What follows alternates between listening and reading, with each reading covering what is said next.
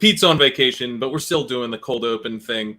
Still got the intro clip lined up here in 1 second, and the thumbnail's as good as ever. It's ship chasing. Let's go. Pat Fryer Helmo. This is why I'm hot. Anita Handjob. Fix your sight. Jamar. Alpha play chase. Are you kidding me? Kadarius Toney? You can't handle the heat. Pete, it looks like we're finally at this point. You're right.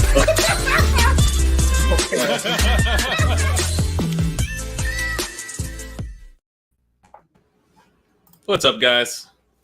What's everyone doing tonight? Thank you, Shitfit. Really appreciate the thumbnail. Great thumbnail. Yeah, I just saw it. That's fantastic. 3 floating heads. It was beautiful. Yeah, it's a beautiful thing. All right, let's talk about this Baker Mayfield to the Panthers, as we've got Davis Mattek joining us here for a rare nighttime ship chasing. That's always fun. Nice to see you, Davis. Yeah, you know, my partner's out of town for the week. I went and got 4 steaks on Monday. It's Wednesday. I just had steak number 3 for dinner.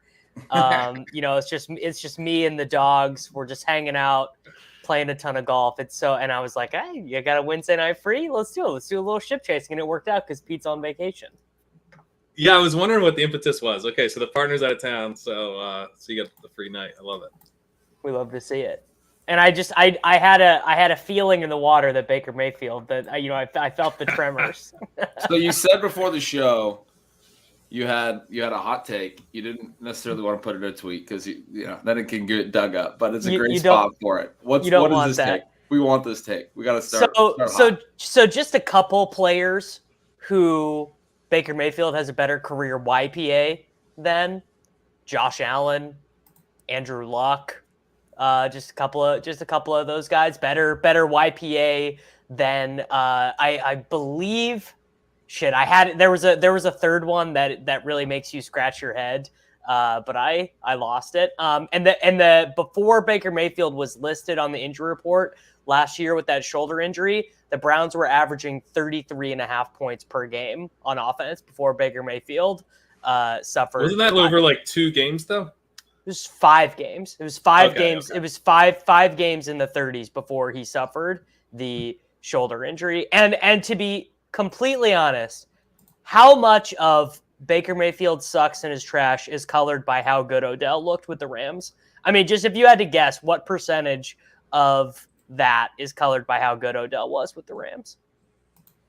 I think it's not just Odell good with the Rams, but like Odell's dad making cut-ups of Baker the YouTube video, demanding his way out, like taking a pay cut to leave, and then being quite good. Like, it's sort of the combination of those factors.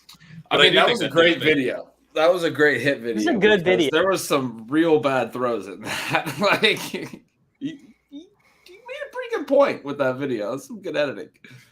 He was hurt. Baker was hurt, dude. and also. Like there can be good and bad stylistic fits, right? Like some quarterbacks and pass catchers are really good fits and have really good chemistry. I mean, we do this. Don't we do this with Rodgers all the time? We're like, oh, he'll never throw to that guy because he's not going to like him. Like maybe they just never got on the same page. Like that's a real thing. I'm a Baker apologist, so like a lot of these takes are probably pretty bad. Like I am fully acknowledging my bias, but Baker Mayfield is going to be the best quarterback DJ Moore has ever played with, because by the time DJ Moore was playing with Cam Newton, he was already on like injury number 19. Like Cam was already toast by the time DJ Moore got to town. To your point on the stylistic fit, I think it was Stephen Ruiz who wrote about it right after Beckham got cut, right? He got released ultimately. I think probably for the Ringer or something, but I remember it was a really good article. USA Today, right? USA Isn't that where Stephen Ruiz works? Yeah, let's get that right. My bad. But it was whatever the article was looking into like different depths and Baker not being good. I believe it was in the deep intermediate range. Not necessarily a bad pure deep thrower like you're talking like. Well, you'd expect a 5'10" quarterback to struggle in that range, wouldn't you? Because that's literally the area of the field he can't see. And that's also where Beckham has done a lot of damage over his career. So it was pretty interesting, to see that. And I think, you talk about DJ Moore, you're not talking about a guy who runs a lot of like 18-yard in routes. So, yeah. Jarvis Landry absolutely ate with Baker Mayfield. And what is DJ Moore at this stage in his career, if not a super souped up version of Jarvis Landry? I love DJ Moore, but to this point of his career, that is what he has performed like, is a really souped up version of Jarvis Landry. That's fine. That seems a little unfair to me, but maybe why is that unfair? Jarvis Landry's good. This is why 5-4 was accusing you. Yeah, you have been hyping Jarvis Landry. What since what? Like you guys think Jarvis Landry's bad? This dude's targets per route run are like ridiculous. Well, I do. I think he's fine. I'm not going to mad for him like you are. I do think Jarvis Landry is bad, but the reason why I think he's bad is because I don't think he's particularly dynamic after he receives the ball.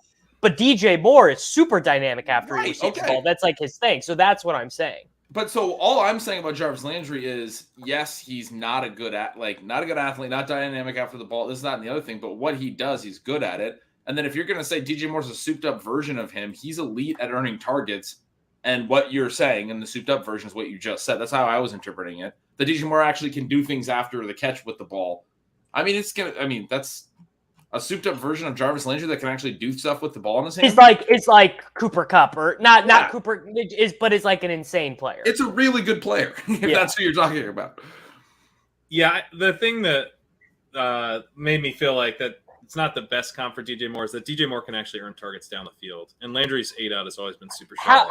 I don't have any of this stuff pulled up, but like how much has DJ Moore earned targets down the field? Because my sense is he had that one season where he was like a legit deep threat. I was going to say deep threat in 2020. I was going to say I remember 1 year of him doing that, but I almost kind of wonder if that was a function of let's look. This will be good. So I got it. I just pulled it up. So last year he had a 10.8 ADOT, which was the lowest of his career outside of his rookie season when he had 9.6. His best season so far in terms of yards per route run was actually 2020 when he was a deep threat, 13.7 ADOT, 11.7 in 2019. Also pretty strong year, yards per route run that year as well, 2.03. He's been above 1.8 in every season of his career. So even in a whole bunch of different roles. That's what's in a whole bunch of different roles. Yeah. He was efficient in 2020. The yards per target was up because the depth was there and he was making plays down the field. That's what was so exciting about him. That's why I wanted to be on him last year, was this idea that he had thrived in multiple different roles at different depths. And we kind of saw that last year, but the quarterback play was just so bad. It really, really held it back. I mean, just give him a competent quarterback, man. This guy's a really good receiver. By the way, this 2020 Panthers roster, I mean,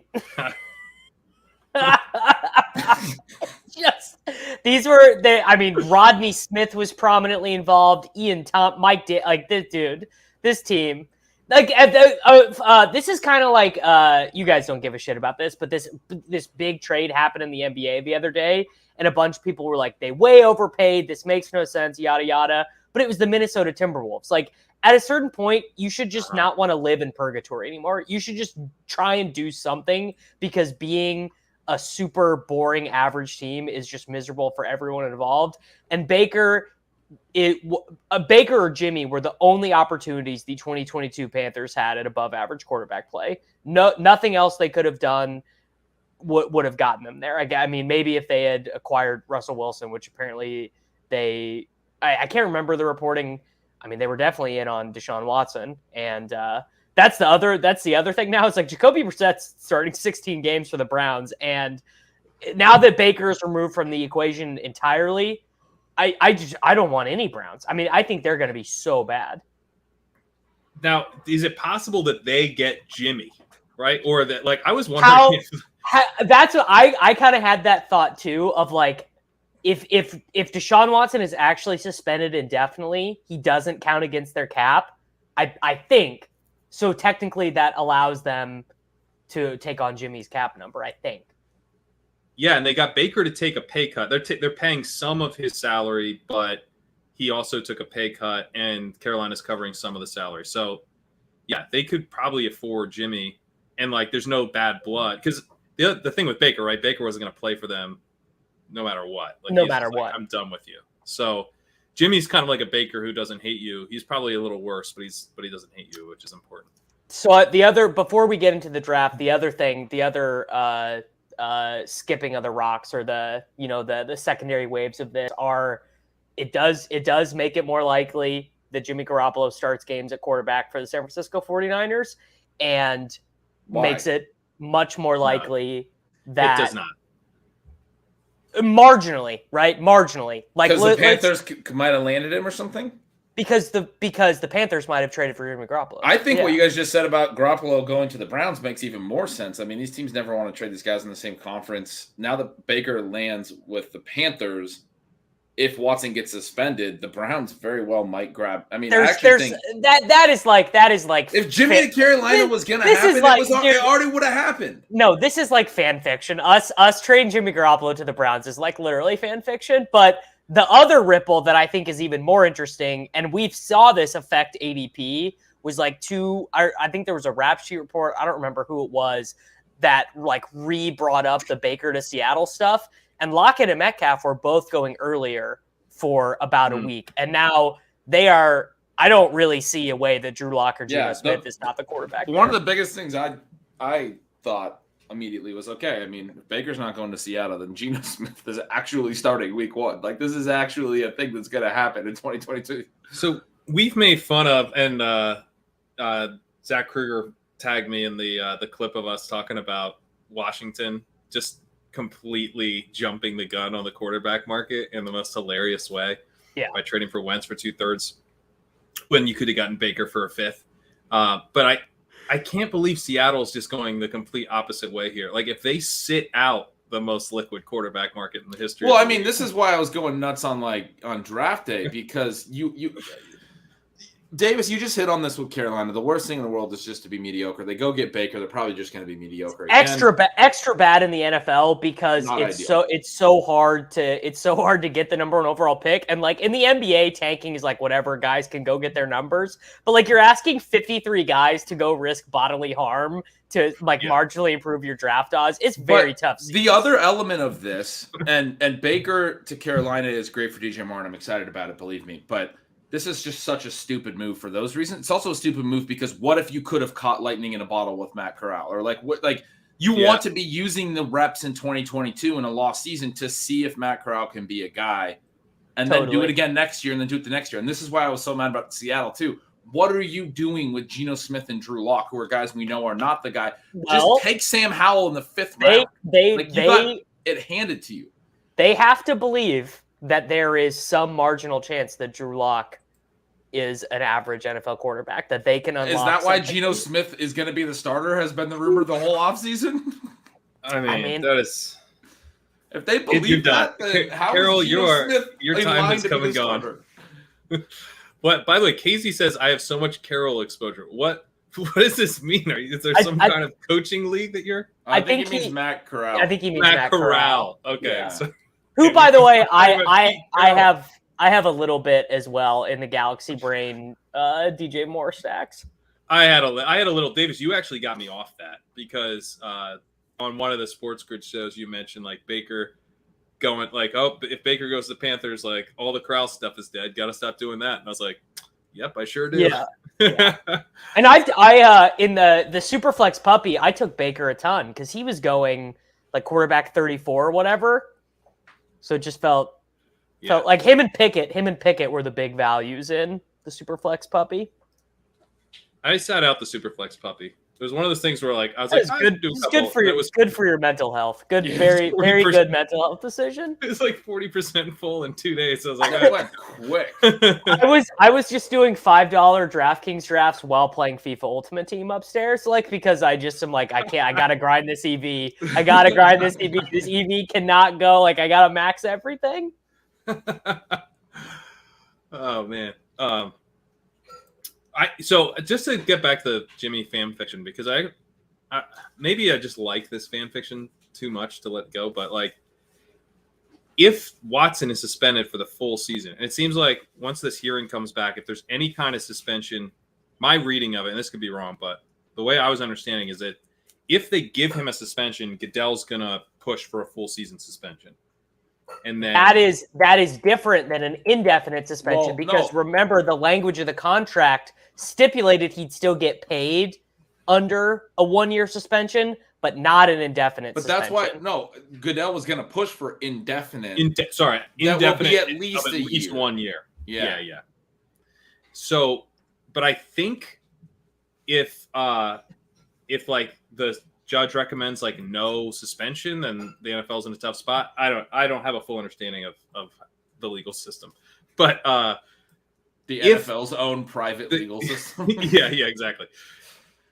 If the Browns are dealing with a Watson indefinite suspension of a year minimum, it seems very obvious that they didn't plan really for that. Like that's not what they. No, clearly these moron Browns front office people thought this was going to be like a 4-game suspension and that they'd be favorites for the division because there is no other reason. Like they gave this dude $230 million guaranteed.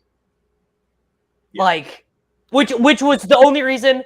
Which was, by the way, like we really want to rewind our brains, the only reason that he even signed with the Browns. Remember, the report was he's done, he's out. The Browns are not. It's not happening. And then clearly, like if we're rewinding our brains, clearly what happened is they said, you know what, fuck it, you can have all the money guaranteed. Doesn't matter. That is what happened. That was in was the Athletic had the full kind of breakdown story. Like that's exactly what happened. They were like, how about all the money's guaranteed, buddy? And it feels like life in sports is all about taking risks, but I cannot believe that was the gamble that the Browns front office made. Like it just feels so bad. It feels like a sports movie or something. Well, that's also one of the reasons that it's hard to get super excited about Baker. You know, the Browns guaranteed Deshaun Watson in the middle of all these allegations, which we're still not done coming out. Yeah, but are we saying we trust the Browns decision makers? Like, is that how does that maybe not Baker? How does that? Because they're like, we'll do anything not to have Baker as our quarterback. You know, but I mean, I think if your relationship is that damaged with your quarterback, like like the Patriots told Brady goodbye and he won a Super Bowl. You know, that's a good point. I mean, it seems, especially when the most ridiculous. Okay, there's a lot of ridiculous things. Maybe not the most ridiculous thing, but one of the most ridiculous things was they brought in Watson and they talked about like now having an adult at the position, right? Which was just like, what? How can you say that about a guy with 23 sexual assault allegations on his under his name? Yeah. But it did seem like the Baker stuff is more off field. That was pretty. The other side of that coin is it's pretty clearly like we don't think he's mature enough or something. Well, it seemed like a combination of Baker not having trust in the front office and in the coaching staff, and not appreciating that he played through the injury. I mean, I asked Bime for this the other day, I think, but like, had the Browns ever won a road playoff game before Baker put up 50 on Pittsburgh? Like, if I had to guess, I would guess this iteration of the Browns has never won a road playoff game before they did that. I don't think this iteration has. And so it's like, yeah, maybe Baker could have handled the situation more like an adult. Like, I don't know. But then again, on the same hand, I'm always uncomfortable like asking NFL players to be like, you should really take one for the team. You should be more of a model employee. You know what I mean? Yeah. That was only the second time they'd been in the postseason since. Yeah. So. And they lost a wild card game in 2002. I mean, since they came back. I think it's much more likely that Baker goes to Carolina and plays well enough to make the Browns look stupid for doing this than it is that people are like, the Browns, they got a 5th round pick and $3.5 million off of Baker's salary. Like, what geniuses? I'm looking at the Browns encyclopedia. Can we just please have a very funny moment for the fact that Bill Belichick got them to an 11-5 record and to the playoffs in 1994, and then they were really bad the next year, 5-11. Oh, and then the whole franchise just left, but they fired him too. They got rid of him, but I mean, he still would have been the coach of the Ravens, right? Like they decided to fire him, right? Yeah, Which, like one season away from him getting into the playoffs with the Cleveland Browns, which the Browns weren't necessarily the Browns at that time because Which they were pretty good in the 80s. But technically, that's the Ravens, right? That's the Ravens, yeah. It's the Ravens now, but yeah, it's just sort of like you Yeah. fired Bill Belichick a year, like because of one down year. Good move. There's a curse. There's just a curse on the. It's got to be the only answer. Well, but so to the Garoppolo point. Well, Davis, your point of like the Browns making like no one's going to praise the Browns for this Baker trade, even if they got like a third or something. The Browns got played. Like as soon as they got Watson, the league was basically like, we call BS. Like you're not going to get anything from us for Baker. You're just not. And like eventually you'll realize that. And I don't know why Seattle just sat this out completely if this was the asking price, but they did. So it was really just when. Are they in a bad cap situation? I wonder if I guess I just assume they are because of how they run their team. But that would if they were in a bad cap situation. I don't think they're in a terrible cap situation. The only way I can explain it for Seattle in my head is that they've just always been so hubristic. Like they draft players on this idea that they know better. But I mean, this year was a little different. They didn't reach as much. They mostly stayed to the key positions other than the Ken Walker pick. They took a couple cornerbacks, a couple tackles, a couple wide receivers, a couple edge rushers. Like they had like 8 picks covering those 4 spots, which is smart. The edges on the line, the edges on the the outside of the passing game on both sides of the ball. But like I don't know, it's either the hubris thing where they seem to think they're going to have something that works, or it's that they're like actually turning a little analytic and they are tanking. They're not doing the stopgap move, right? And I think that might be a possibility. But if you're tanking, like, why do you draft a running back in the second round? Like, right, that's that doesn't worst fit. thing you can do for a tanking team. Like, the running backs. You've got to use the running back on their first contract. The only thing worse than drafting a running back early is giving a running back a second contract. It's just a their history and that pick suggests much more strongly that they're just like. It's just hubris still. Like Pete Carroll just thinks he can play quarterback. He's such a good coach that they're gonna win. Like, I don't even think I don't think they even realize how much Russell Wilson bailed them out over the years. But whatever, they're gonna find out. It'll be fun. But with the Browns, to go back to the Browns, like I think they completely misinterpreted what was gonna happen with suspension stuff. So that's what makes me think maybe Jimmy goes there because like they're probably scrambling to figure or will be scrambling if the suspension comes down as indefinite and a year minimum. Because they actually do have a pretty good roster, and Jacoby Brissett as a 17-game starter is kind of a disaster for like a win now roster. So you got to at least get in Jimmy for another option, right? Yeah, or something. Jimmy to the Browns is happening. Heard it here first. Wait, sources. So someone DM Settlement. Sources say the Browns are working on a deal for a 1-year rental for Jimmy Garoppolo. Contingent on the indefinite suspension coming down. As soon as it comes down, trade. Should I tweet that? Should I tweet sources? I'm hearing. You should say I'm hearing. I'm hearing individuals loosely associated with the league. Please tweet that. It would be far and away my most popular tweet of all time, and it would just be a lie, which would honestly be kind of funny. Yeah, good. You can just play this clip like sometime tomorrow, just like as a reply to that tweet. I'm hearing. I am now getting the people want a Dulcich clip so bad. We're now getting super chats. So I guess it's time for me to make the Dulcich. No, we do not promote the false flag. Oh, we don't talk about Dulcich on Chip Jason now? No. When I'm on, no state-sponsored media. Absolutely none of it. So you're just completely out on Dulcich. You can't see, like, you couldn't, for example, be overweight. You can't see over his Albert O exposure in Dynasty. It's too large. It's literally it's a mountain. It's a mountain. Yeah. Because I would like to get it on the record. I am overweight Albert O in best ball. I am also drafting a little bit of Greg Dulcich. I take Dulcich in the 20th round on DraftKings when I Yeah. have the Broncos Chiefs set up and I miss out on KJ Hamler. Yeah, see, real Dulcich fans, they draft a tight end early, and then they take a Russell Wilson, they stack it up, and they just wait until the 18th round and tackle on Dulcich. That's a true believer right there.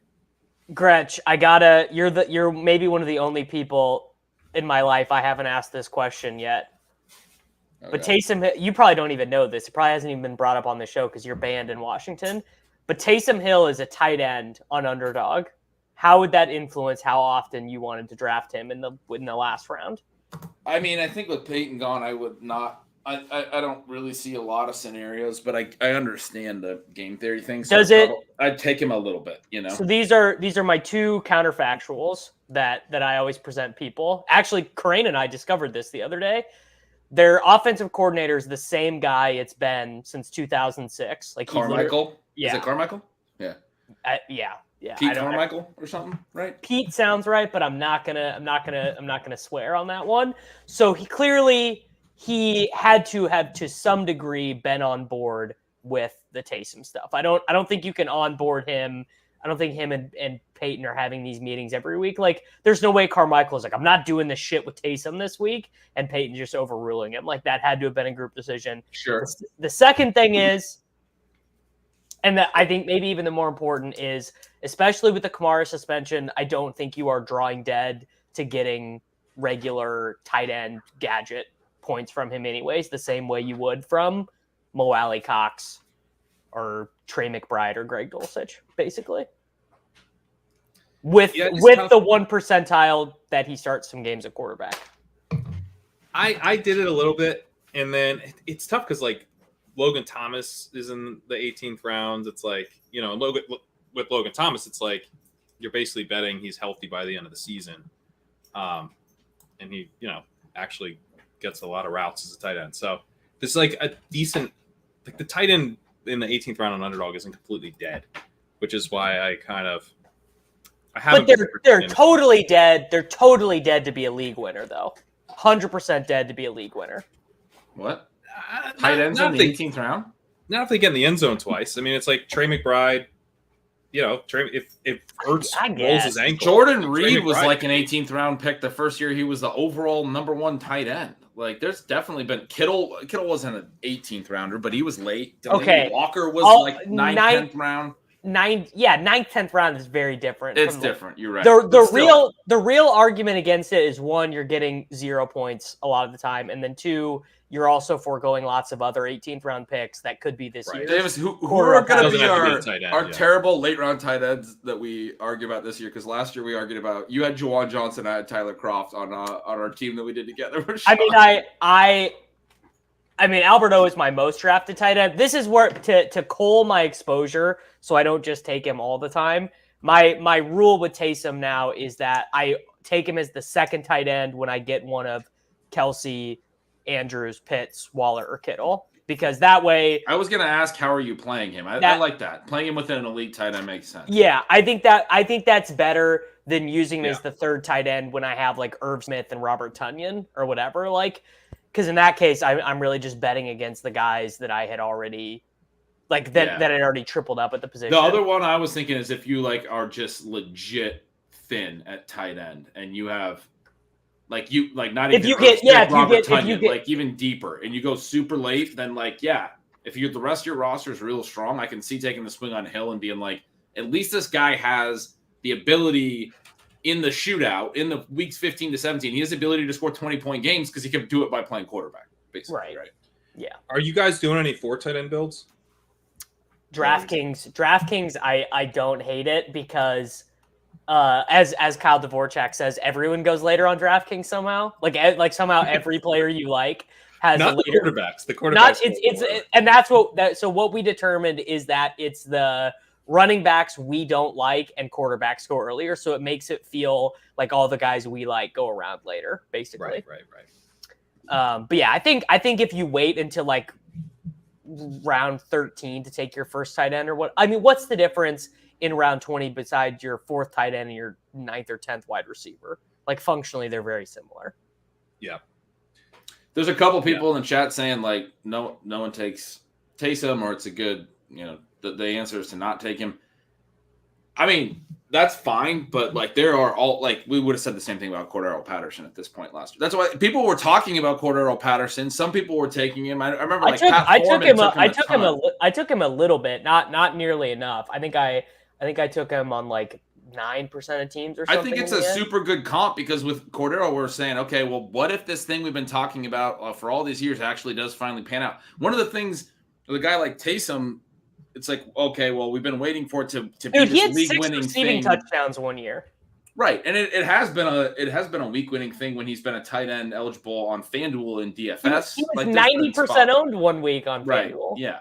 So there's been like it's not. You're not like you called it a 1% outcome, but like that one and that's, you're not saying it's anymore. But you have to be. I'm just saying generally to the audience, it's I want to be a little bit careful when we're like trying to be certain that a 1% outcome can't happen because that's the kind of thing that you do actually want to make a few bets on, right? The thing that people are most right about though that I probably should that also should be part of like the counterfactual that I propose when I ask people about this is that they signed Andy Dalton to be the backup quarterback. And like that, that's really the big counter, like the big counter argument to it, to which my response is to stick my head in the sand like an ostrich and be like, what if Andy Dalton isn't there? Really, that's it. What if Dalton he plays like he did last year? Right. Yeah, what if he's just too bad horrible to be out there? Yeah. He's really and he's like pretty old. 30, I mean, there's still 34, paths like okay, even Andy Dalton comes in and then he just breaks right away, like Fitzpatrick did last year. Or Andy Dalton comes in and they use more of the gadget stuff because they're not able to run the Jameis offense or whatever. Andy Dalton turns 35 in October. Andy Dalton is not the type of quarterback that I would have guessed would have been playing at 35. Like, I mean, he's not. He's just a guy. He's just here to cash checks. That's all. Right, I mean, with the last we have seen of Andy Dalton was like unwatchable, both as a Bear and a Cowboy. He's a slightly better version of Chad Henne. Yeah. All right, let's do a draft. We've talked about Taysom Hill for a half an hour. We filled our quota of other conversation. All right, I just got back. Best Ball Mania 3 here. Share screen. You just got back from vacation, right, Ben? Yeah, I just literally just finished a 6-hour drive home. Someone asked where Pete was. I think he's driving home from somewhere as well, right? So just some 4th of we were 2 days after 4th of July. Influencer 103. Whew, I never get high picks. Never. I've been stuck in the Kelsey zone, which is pick 6 or pick 7 through 12. I call that the dig zone. All right, what are we doing here? Whichever of Kupp or McCaffrey is there. Pat wants to go Jefferson. Is this No, I'm good with Kupp and McCaffrey. I don't think this looks like a super piss boys draft. I was just hoping you'd make a case for Jefferson because I don't think I've taken him in any of these drafts. I kind of want to go Jefferson. So I've kind of complained about probably a little too much about my not having high picks. The picks I really feel like I'm missing are 1 through 3. I've actually had a decent of 4 and 5, and I take Jefferson over Chase. So I'm actually pretty overweight Jefferson. Okay. Then let's get one of these guys. I would not be very confident in that decision. I would totally random.org that keep you one. up at night? Yeah. Yeah. Like I would. That's fair. That's fair. It's because I have no nags on other players, and I think McCaffrey 101. It's just Pat trying to come back from having way too much Rager over Jefferson. He's like, I'm not making this coin flip mistake again with Jefferson. Boom! We get Jonathan Taylor at 103. Let's do it. I actually hate this. I think Jonathan Taylor should be like the 6th pick in a real world. Oh my god! In half-point PPR, you think the best running back? That's true. Yeah. No, you're. I think he should be. I think he should be the 4th pick. But especially if we get someone sliding, there's a scenario now with getting Taylor at 103 where we get a 1-2 where Taylor's not paired with this 2nd-round pick very frequently. That's true. Yeah. Go type in Giants Colts. Oh, Josh Norris. Isn't it so good? Because that's the best. Pretty much by round 6, you know what your team's going to be. It's honestly so good. Although we're still not drafting Pittman, I never take Pittman. Yeah, I don't want any of the guys in the queue. You don't Let's pretend like correlation and week 17 sacks don't matter for this one. You don't like Wandale? No, I like Wandale. Did I not throw Wandale in? Yeah, he's in there. He said he didn't like any of those guys. I like all. I like Saquon. I like Wandale. I'll take Tony a little bit. I'll take Galladay. I think he's underpriced. How are you not in on Tony? He's like a classic. I said I'll take his guy. Yeah, no, I mean not really. He doesn't like. For me, it's about the long view. You got to still have that production in college and stuff. So yeah, he really flashed last year. He really pops in the targets per hour run stuff that I love. But I love the guys where I can say I think this guy's really good because I have 3-4 years of evidence based on his college track record as well. He wasn't. I mean, he was doing a lot of different things at Florida, so there's like ways to excuse this, but he doesn't fit that for like that's the guy that I get gung ho about. That's why I've been gung ho about DJ Moore or AJ Brown. They were elite in college, and people don't want to, carry that forward as comfortably as I don't know. I think I'm pretty comfortable carrying it forward. I'm kind of in on Tony. I'm not like super overweight, but I think like one of the things I really like with the prospects is the guys who like do what we expect them to do in the pros. Like the skill set they had in college like translates. And Tony was incredibly his highlights were awesome. And like on a per touch basis early in his career he was or per route basis early in his career he was great. But like he clearly alienated his coaches that didn't get playing time. Something was going on. So it's like he comes in the league, he gets thrown out of one of his best games for fighting a guy. He alienates the new coaching staff right away. He injures Saquon Barkley's ankle. But that skirmish that he got in is how Saquon rolled his ankle. Oh no, really? Yeah. No, it was just on like a bad throw on a slant, wasn't it? No, wasn't it that he pushed the guy? Maybe I invented this. Yeah, you invented. I do like that. I do like this slander though. Saquon just rolled his ankle at the end of a play on someone's foot. Tony is my second most drafted wide receiver. I think that's. Right. I mean, it's an upside play. I like it. I can get behind that. We'll talk more in a second after we make this pick. What do you guys like here? Reek. Easy. I don't think we have like a clear ADP value pick to get a unique pairing with Taylor. All these guys have been paired with Taylor. Yeah, so. yeah. I'm good with Tyreek. And then Tyreek too. And then either we go like a hero RB type build with AJ Brown or whoever, or we get Javonte, and then we get the Tua price is so good. Like how often do you get the wide receiver 9 and then you have to take a quarterback to the 11th round? Like it feels like that doesn't happen very often.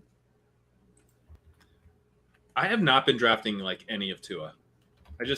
He feels like too expensive for the kind of upside profile. Too expensive to take as like the solo guy, and that's the problem is because he goes right next to Fields, who's way more intriguing as like your backstop quarterback, you know?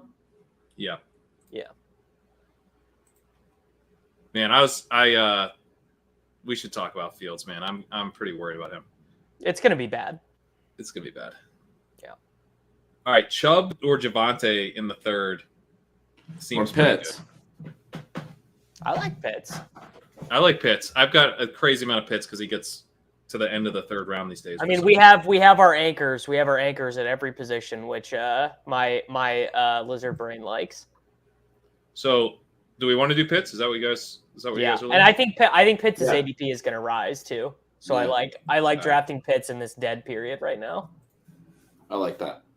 Chubb and Javonte would have been nice picks there. Mike Williams would have been a nice pick there, but Pitts is I think he's a home run in the third round. Plus, Pitts sets us up with the elite quarterback route if we want. Now we can take Kyler. Josh is gonna lose his mind. Pitts sets us up with the elite quarterback route because he plays against the Cardinals in Week 17. It's so good. Not because of his elite quarterback. His quarterback sucked. I completely agree, though. That's one of the reasons I take so much Pitts. I'm like, now I can take Murray. Well, I like the guys like that give you optionality where, like, if you're stuck on, like, because you guys probably feel this, like, sometimes you're just sitting there in the 6th or the 7th round and you're like, all these guys fucking stink. I don't want any of these. So I don't understand. I get what you're doing with the correlation, but, like, You have so many names in the queue now. Like you just put AJ Green in our queue. It's not about Well, why are you putting corpses in the queue? Well, in case we get Kyler, I'll go through and clear it up some once we. No, don't clear it because this gives us like by now we should pretty much have a correlated pick at every spot once we're on the clock. I will clear up like, let's say we don't get Kyler, I'm gonna unclick a bunch of the Arizona dusty pass catchers. Like I don't. No, but Pitts and Rondale totally correlate. He's not dusty. He's not. Yeah, I'm saying AJ Green. I'm only tacking on to Sure. stats. Sure. Yeah, I was just saying put the good players in, not Mo Alley Cox and AJ Green. No, you want Rondale's very you want it at the end. You want the bad players because you want to kind of this is how I think about it. You want the bad players is where we're at with the correlation now. You just want the really shitty players on your team. It's like, come on. Come on. I'm totally ballsy if you guys have this queue and creates round 4 Alex Pierce. Round 4 Alex Pierce is incoming. That's a great point. Tony's the highest. How do we auto Can you rearrange the queue by ADP or something? No, you can't. This players are so bad I can't.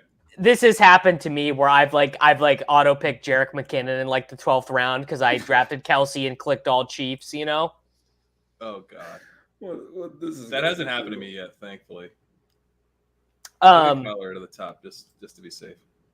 So no, Ben, what I was trying to say is you do want to have some exposure to players that you think are bad because I'm not going to be 100% accurate on my player takes and I'll be wrong about some, but I only want to have the exposure to those bad players when it is either correlated to their teammates or to their week 17 opponents. Yeah. But then that's an argument to have exposure to literally every player. Because I think the way that I would apply it, and I'm obviously not drafting as much as you guys, but I think is that I would have a lot of exposure to the guys I think are good, and then I would mix in the guys that I don't really have a strong opinion on, and the guys that I actively think are bad, I would still probably try not to draft. And I think that's you're how right. I draft, so I think you're right, and all the players I have lots of exposure to, I think are good or are just underpriced based on their playing time. Like Byron Pringle, for example, I don't think he's great, but he's a starting wide receiver who I think is pretty good in the 18th round. Sure, but another example would be like David Bell, who I don't think is great, but should have a role. And I have him at like 3%. What's your issue with David Bell? You know, he's not athletic enough here. I don't like slow guys. I mean, if ETN doesn't go, we're smashing it. Yeah, I'm all in on that. Don't do it, JJ Frick. Don't do it. If he does go, what do we do? All right, he didn't go. Thank you. Because I didn't have an answer to that question. Breece Hall? I truly didn't have an answer, yeah. This is a good price on ETN from where he's been going recently. We must be getting a little bit of piss boy action here to get ETN there. Yeah, we only have one receiver. So we only have one receiver. We're in bad shape. We might want to take a few of those receivers. We got Bateman right here. Yeah. All right, so man, gotta add the Jags to the queue here in a sec. No, Steelers. Well, we got ETN. You gotta add Jags, Steelers, Texans, Ravens. Jags, Steelers, Texans, Ravens. Yeah, if we get Bateman. The queue's going to be the whole league. That's why I'd say by round 6 you pretty much should know what your team's going to be. Well, there's actually another way to play this. Let's see what Dorito does. He's going to take a wide receiver. Bateman. He took Bateman. What about Mahomes? I mean, I guess Herbert was the better. No, I love it. I mean, you don't gotta tell me twice. Why Mahomes? Because he's fallen a bit past ADP, and Davis is on. It's also we wanted Kyler. We can backdoor. We can backdoor that game. Mahomes is so easy to backdoor stack. Yeah. We got to add lots of teams, buddy. I can't follow the correlation stuff. So like we're not correlated. Now I'm taking Kyler out. Well, no. Sometimes if you're getting a value, if you're getting a unique combination, that supersedes the correlation. Like how many teams are going to have How many teams are going to have Jonathan Taylor, Patrick Mahomes, and Kyle Pitts? Like, that's probably like a fairly low combo, I would imagine. And Mahomes, you can backdoor stack like incredibly easily. And even backdoor bring back too. Like even they're even cheap Broncos. Oh yeah. There's cheap Broncos. And I think like when you think about one of the defining features of 2022, it very easily could be that you can backdoor stack Mahomes with some of what turned out to be his top options. Like that seems like a rare type. Did you get Mecole in the queue somewhere? He's in there, buddy. Yeah, I put him in. Yeah, we're obviously drafting him. This glorified tackle here. Let me just get him out of the queue. We can take Dulcich in this team. This is a team where it would make sense. We have an elite tight end. This is when I take Dulcich. This is how I do it. Although I probably wouldn't take him here because I don't have Russ. I usually take Dulcich if I touchdowns side from the Russ yeah, side. but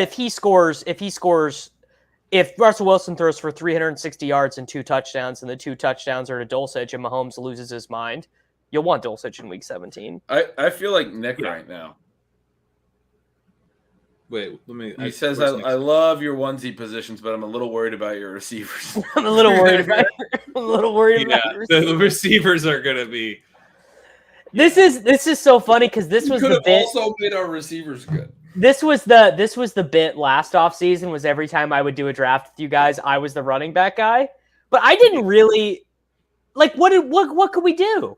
Not take Jonathan Taylor and not take ETN 10 spots past ADP? No, I think I think those were all good picks. Yeah, and actually I wanted Javonte or that's who I was floating instead of Pitt. Probably the Mahomes pick is where we shouldn't have taken Mahomes. We got him. We're going to take Brandon Cooks over Patrick Mahomes. Yeah, I wasn't going to take Brandon Cooks, that's for sure. But there's Juju, Darnell Mooney, Chris Godwin. That's the range. That's the range where wide receiver dries up a little bit. Yeah, it does, but you still need receivers. So my response to that would be okay. Then reach for we're guys gonna take in that next tier because we're not going to be able to get 2 guys in the next tier now, right? Like. We could have reached all the way for Elijah Moore if we wanted to, and tried to get Moore and. What you're saying is that we're trapped under the avalanche, and we need a Saint Bernard to come and bring us some whiskey. Right. Yeah, right. Just because the next best receivers aren't good doesn't mean you let the. That's basically just being like, oh, hey, the avalanche is coming, and nothing looks great, so let's just let the avalanche come. But is there anyone you'd rather be trapped in an avalanche with than Patrick Mahomes, though? Yeah, no, that's what I feel. I feel like the dude from Avalanche because I keep just going like. But this one has Mahomes. Right, exactly. I don't care about the Avalanche. I'll be trapped down here under the snow. Wow, Lance at 601. This was the right room to take Mahomes, huh? Yeah. Who got Justin Herbert? That must have been a pretty nice value there. Justin Herbert. They all win in a row. Look, dude. Look at our prices. Yeah. No, you guys are right, and we needed to take Mahomes because Davis was on, so we. I should have worn my jersey. That was a mistake. Will you click receiver so I could just start trying to figure out who we can take? Dude, there are plenty of guys here. We got the best receiver. We got correlated guys. Yeah, the correlation will take care of us. It is only in week 17, so that could be a problem for our advance rates, but I'm sure it'll be fine. What do we do? It doesn't all haven't you watched Pete's video? The only thing that matters is week 17. Yeah, don't worry about anything else. All right. We can't be taking Amari Cooper. DeAndre Hopkins is a wide receiver too. Here seems super bad. He just went. I think Thielen is actually not a bad pick. Ben, are you gonna be mad if we take Thielen? Yeah, but we can do it. We can take Renfro. We can take Renfro. I would probably take Traylon Burks or something. Okay. You don't have to yet. No, so can I? So this is actually a build where I do draft old players, and I obviously Gretch. I don't like old shitty guys very much. Davis is big. You're just selling us on the robust build. You're we take running backs and then you take Adam Thielen, and then take bad players and old players. Just take after we make this pick, I will explain it a little bit because I think it makes sense in my head, but maybe it won't make sense after. Will you click wide receiver again? We got great picks coming up right here. We are gonna love either of the wide receivers we're about to take. There's actually a We just very took strong Thielen over case for- Ayuk. Like, I mean, Yeah, it's like the tier we were just in is dead, and then right here is all guys we like. that's what should we we should have take taken two Burks of them. here? Yeah, Burks or Tony. Or Tony. I like Tony more, but you guys can decide. All right, we'll I get would Tony take. first. I would prefer Burks, but if you guys are all about correlation, we have JT, right? That's the correlation. Yeah. Let's get that Okay. correlation going.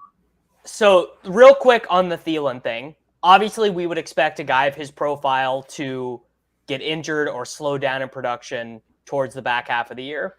What I like in these builds where we're kind of thin at wide receiver right now is that if we had reached on, had we taken Hopkins there, had we taken Burks, someone whose production we expected to come a little bit later, that would have put us in a weird spot. Taking Thielen gives us a backstop to take Jalen Tolbert, George Pickens, guys whose production we expect to be backloaded because we feel that the Thielen production should kind of get us through the first 8 weeks. That actually made sense. Just wanted you to know that. And when I say actually, it's because I did not expect you to have a logical reason that made a lot of sense. So it's like I'm not taking if let's say I take like Aaron Jones or something, like I'm not really always taking Thielen as the correlation. If I already have two strong wide receivers, like that I'm not taking because I don't expect him to have good week 17 production or even be available in week 17, but he should be pretty good for the first 2 months of the season. So I think I just realized the star thing. You're doing this so that when we're looking at the queue, they're starred. Not the queue, but when I look at the whole list. Yeah. They're starred. It's so your queue's useless and That's will actually betray cool. you Yeah. if you're not careful. Yeah. I like it.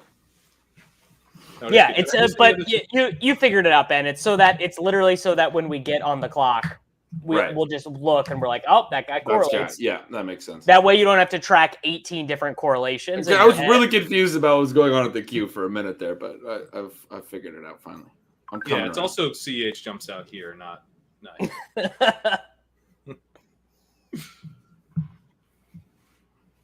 Is CH ever gonna fall?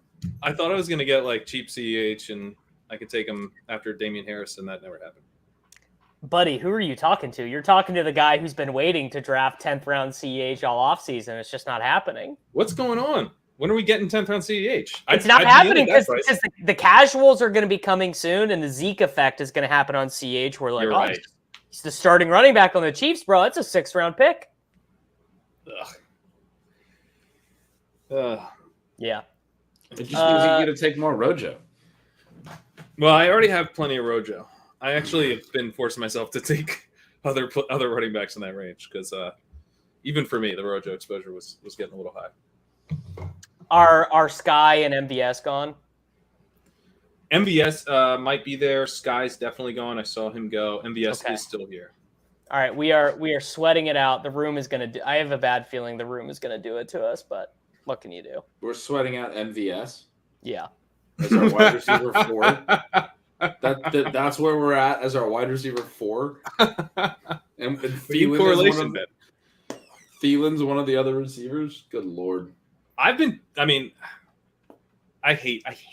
that I have to keep bringing up Michael Thomas on these streams, but 8th round Michael Thomas seems like pretty great. Has anyone have we seen evidence he even exists? There was that tweet of him running routes that somebody replied the most apt reply, which was he looks closer to retirement than he did not look like he could run routes. I mean, he has not played it in a game of organized football in 2 years. Correct. And there was the workouts where he was on one foot that looked really. Anyway, MVS went, so we're screwed. We didn't get our super sleeper wide receiver. They've been reading the reports about him running a diverse route tree. I never take CH, but we got to take a receiver. Let's take a receiver. Let's take a receiver first, and then. Do you want Olave or Thomas? You guys want Olave? I think I would take Olave over Thomas. I don't know. I'll let you be the tiebreaker, Pat. I really don't care. Let's do it. It's kind of weird head to head with Thomas, but right, in the context of where the other rookie receivers have gone, Olave is a good pick there. Yeah, Olave. We just set up the mega giga brain Taysom Olave tight end wide receiver stack. Yes. Yeah. We also our stacking situation for the amount of time that I've had to type in different teams in the queue. I can tell you. Right. There goes Michael Thomas. It right, does unlock Jameis as a second quarterback. Yeah. We're on deck, and you're going to push for CEH again. Pollard or CH, I think. Ooh, Garrett Wilson's still there? Why does Garrett Wilson go this late?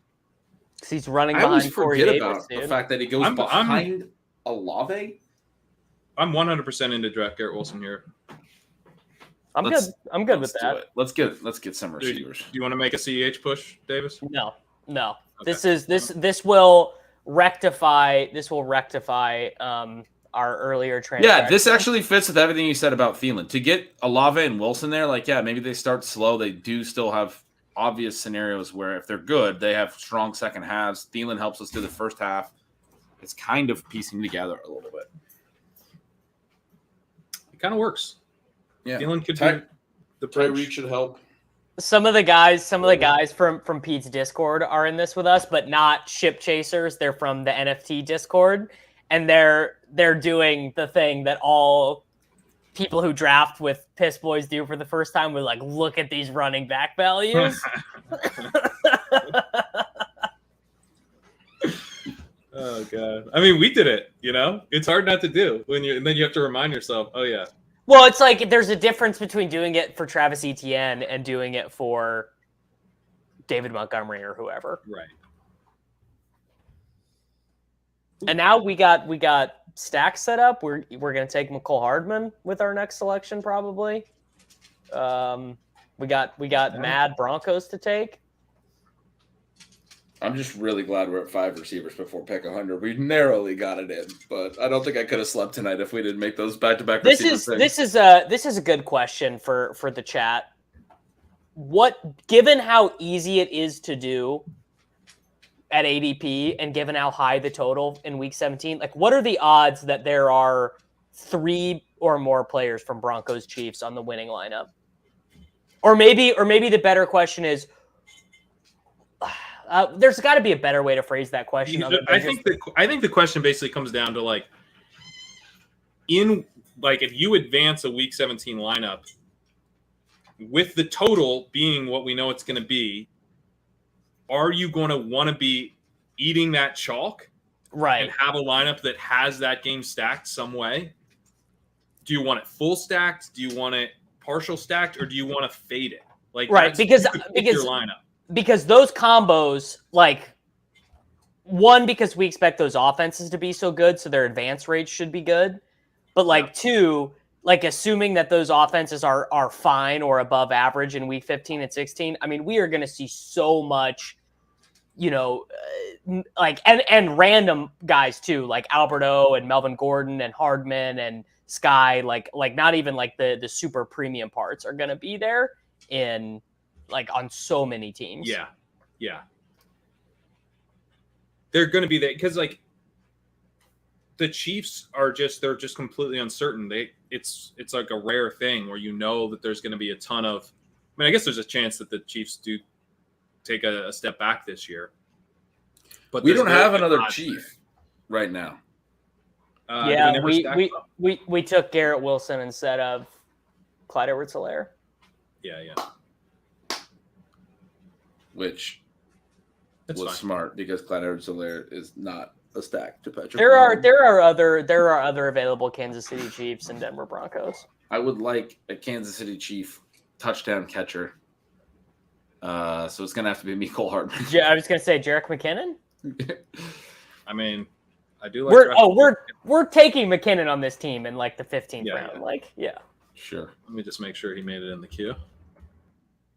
And actually, how could you say at this point with 57 guys in the queue, we have over 50% of the remaining player pool start?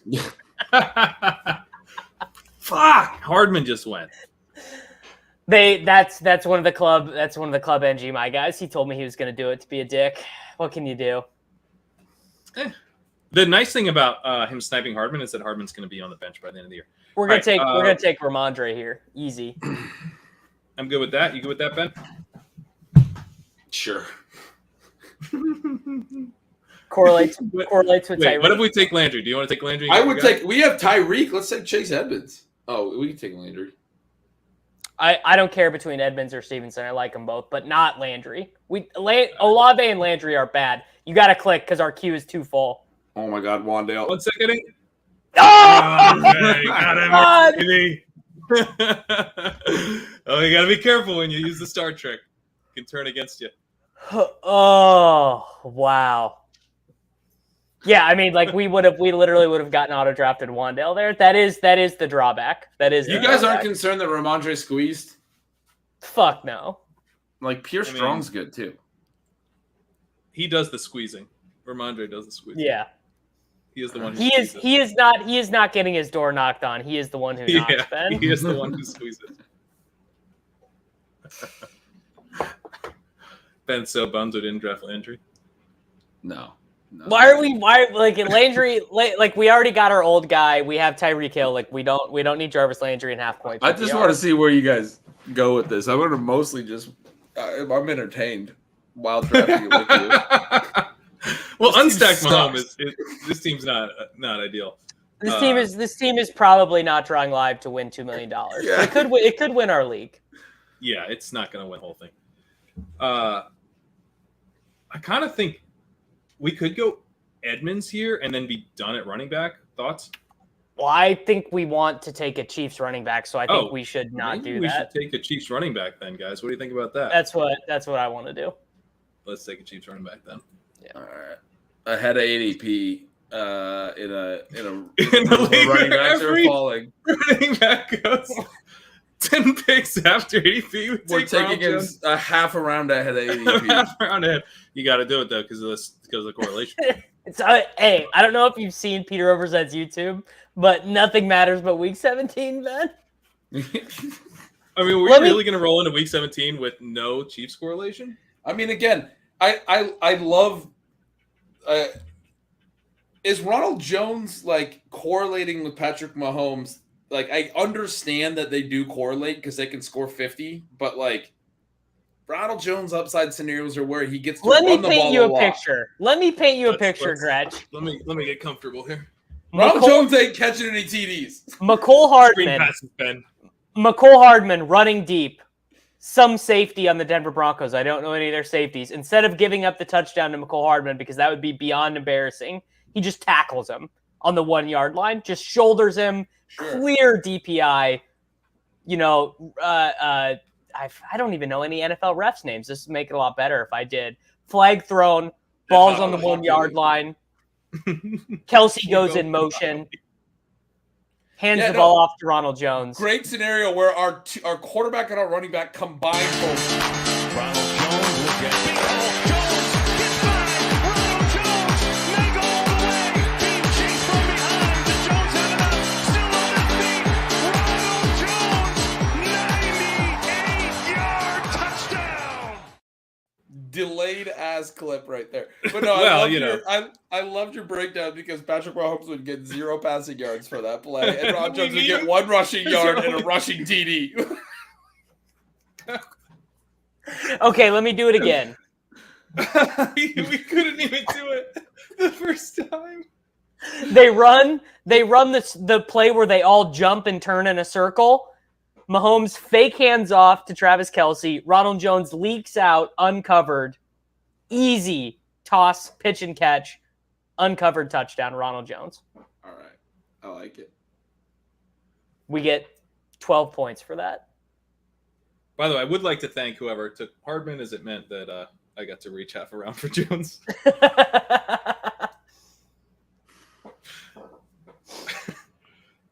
Alexander Madison fallen a little bit. I think he was my highest owned running back last year. I haven't drafted him much this year because Ty Chandler, I think, might mix in some, but I like him a lot more when he falls here. This Ty Chandler thing, it's like, I don't know. Madison's just good every time the Dalvin Cook is out. Like, why are you messing with that? What's a new coaching staff? I guess. I mean, that definitely matters, right? Look, Ty Chandler was a 5th-round pick. Yeah, but it's a new regime. I don't know. This team fucking sucks, though. Whoever getting sniped on MVS just like really did not do it for me. Where are we at QB? We got Zach Wilson and Daniel Jones in the back pocket. Yeah. We got Trevor Lawrence. Yeah, let's see what the quarterback situation is. There's plenty left. We could go Lawrence, Winston, Ryan. Daniel Wouldn't really make Jones. that much sense. Hold on. Yeah, it doesn't matter. Daniel Jones. Yeah, we actually have a lot of options. I'm The not. back Corain, do you need me to Venmo you $12.50 for this, or are we good? No, we here on Chip Chasing we don't demand. Is this one on the house? Yeah, I'm able to cover. Yeah, I mean, this team sucks. You might have to Venmo the full amount. Unlike ETR, I will also split the winnings. We're writing if this we one win off for this. tax purposes. This one, I will this not one. throw a pizza party. I mean, this one got away from us like retroactively. Hey, There was- look, let me paint you guys a picture. Tyreek Hill gets traded back to the Chiefs. Championship. Yeah, dude, we literally win. Championship. Let me write you some fan fiction. Jimmy Garoppolo gets traded to the Cleveland Browns in a 3-team trade where Tyreek Hill returns to the Kansas City Chiefs. Oh. Yeah, it's a bad team, and sometimes this is going to happen. Yeah, you know, sometimes It will occasionally happen where you the draft a bad avalanche team. gets you sometimes. And It'll get you. like I think the move when you draft a bad team is to jam like a backdoor stack, right? Yeah, I think Justin Ross is like squarely in play on this. No, Dude, no, Alberto I getting meant- sniped there is fucking tilting. That Oh, was you a meant fun like pick there. Giants. I meant we jam the backdoor stack like we jam the Patriots in here with Tyreek, Ramondre. Yeah, like we do, I like, agree. You want to grab Hunter Henry here? sure, yeah, Get the second tight end done with, and then that gives us a backdoor stack. yeah. I do think that is the right way to like basically turn it into like our week 17 stack became like the 2% owned game stack or whatever in the spy. We also do have the Daniel Jones one available to us as well. And we have Jonathan Taylor. Yeah, and we already have Tony, so we could go Jones, Wandale. Where did There's DJ two Moore ways go to in play this that. draft? Oh, we're almost up. I'm curious if he's rising today. If who is rising? DJ Moore. All right, we're on the clock. What do I you think we guys go. like? I think we go Daniel Jones here, right? Yeah, Oh my I'm God, into Van that. Jefferson's the best available receiver. That's where we're at. We have 5 receivers. Yeah, Daniel Jones. Let's do it. Man, was it Casey who said that he loved our onesies but did not like our wide receivers? That was prescient because we still only have 5 wide receivers. guys. This is you guys are overreacting. Gretch is really overreacting. Oh no, I'm having a good time. This is fun. I'm tired. I've just been like drinking. I for 4 can't. days I straight. literally cannot imagine. Were you in a car for 6 hours with your children? Yes. Literally got home. I thought I was going to be late. I messaged Pat. I was like, I hope there's not like rush hour traffic as I get back to the city. Cause... I mean, what you're doing right now is beyond what anything I can imagine. Yeah. It's a long drive. We didn't stop because I was worried about missing the show. I missed last week because I was in Hawaii. So I was like, hey, I can't, Pete's out. That's Can't leave that's Pat dedication hanging. right there. Yeah. That's some real dedication. I feel bad though because I thought you knew Davis was going on and I'm glad he's here. What do you mean? could have come on late. No. I mean, Oh, you could have that would've popped been on a late. bit later. Sure. Yeah. I was mean, what envisioning is- you what just is Chip talking here? into the screen by yourself for a while. So what anyway, I guess I'll draft this guy now. What is ship chasing with everyone being on time? I feel like that never happens. Yeah, it doesn't. I feel like this would tilt Pete because I think we start usually like on average 30 seconds late, and like the chat gets quite heated. they set their clocks. There are plenty of wide receivers that are fine left. I'm impressed that Pat has not had any technical difficulties running the stream. Oh, me too, bud. It's been beautiful. Me too. Do you just My not computer crashed right before this? Like, it's a miracle. Do you just not have an Ethernet in your apartment? I do. Murphy chews it. Yeah. So, yeah, anytime I put it down, I'm buying a new one very quickly. You want my dog used to do that when I first got the little one. Vinegar spray. Oh, all right. Dogs fucking hate the smell of vinegar, dude. This could be a game changer. Yeah. Real. Plus, he's not like a true puppy. He's a year and a half now. So, like, I feel like you can tell him to leave it. Like, he knows leave it really well. Yeah. So I feel like I could tell him leave it. I have to do it a few times, but I think I could get it across. He should be, yeah. My dogs were about a year and a half when they stopped, like, fucking tearing up shoes and shit. Hats. Yep. My dogs used to, if I would leave my hat sitting around, they would chew the strap on the back. That's gotta be tilting. He likes shoes. He does still want to chew up shoes. We get to take AJ Hamler on this team? Yes, that is happening. That Don't seems talk fun. about him. In the back of my head, I was like, no one mentioned KJ Hamler. All right, so I'm starring. Somehow Patrick Mahomes is throwing a touchdown to KJ Hamler in Week 17. I don't know how yet. KJ Hamler gets traded for a 7th round pick to the Kansas City Chiefs. Love it.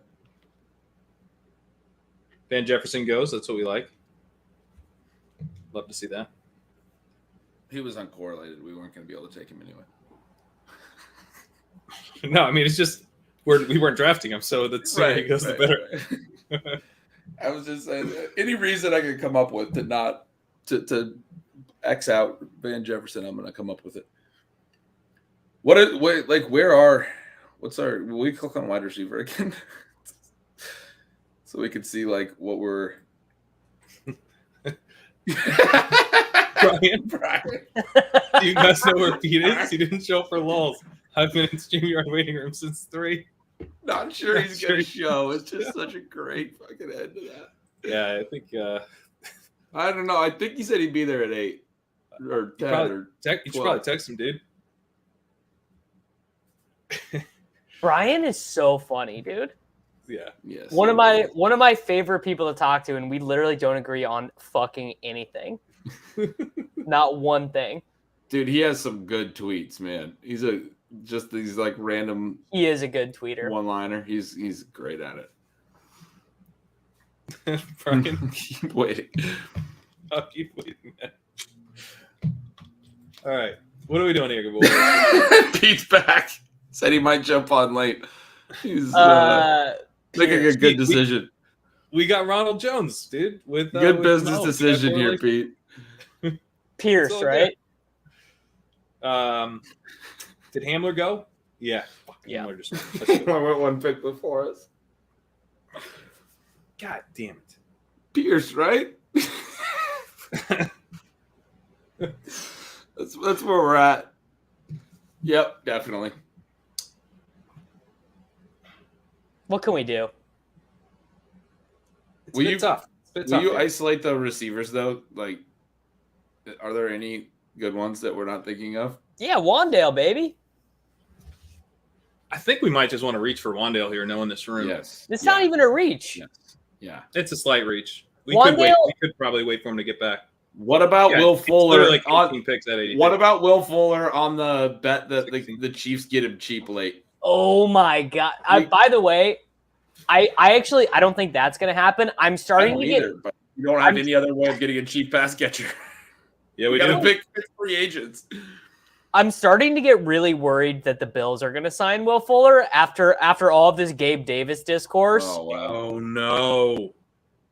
I can't handle a Twitter victory lap because the reason I can't handle it is because no one's saying they might sign Will Fuller. They might sign Will Fuller. Yeah. That's not like part of the discourse whatsoever. It's about like his breakup. Well, it's like you got to put your Brian Windhorse. You got to do your. Now, why would they do that? Why would they only pay Jameson Crowder less money than the best Ball Mania 3 winner? Why would they not guarantee the second year of Isaiah McKenzie's contract? What's going on in Buffalo? what is going on in Buffalo. Very curious. All right. Like if Gabriel Davis busts, it'll honestly be one of the all-time worst, like the fish getting there of my lifetime. Like truly. I think my favorite thing of the last little bit, well, actually, Davis, that was a great Windhorse thing, but is that Pat just left that up that just finally went away. Pete was on stream with us, just underneath the row, just sitting there. I just felt more comfortable with the comment up. I completely forgot it was up. It was one of those things where I was like, oh, that comment's still up, huh? Like, oh yeah, that's on me to get rid of. McKinnon in the 15th. Oh boy. People are just fucking hate like this. I don't know how you guys do this. Drafting on stream, like if this happened to me once, like if I got sniped on McCole Hardman 10 spots ahead of ADP once, I'd never do it again. It is tilting, man. Like to not be able to get any Chiefs stacked with a Mahomes past ADP. It's fucking tilting. He's the easiest guy to backdoor stack in the league. I'm just we have to take Justin Ross on this team. I wasn't gonna say it because I know he's gonna get fucking sniped. So I will. The guys in this chat have been brutal to us. So I was doing. I'm working my way through our projections and like updating our rosters and everything right now. I actually think the fairly strong favorite to be the Chiefs' fifth wide receiver is Dorius Fountain because he will play special teams. So you think?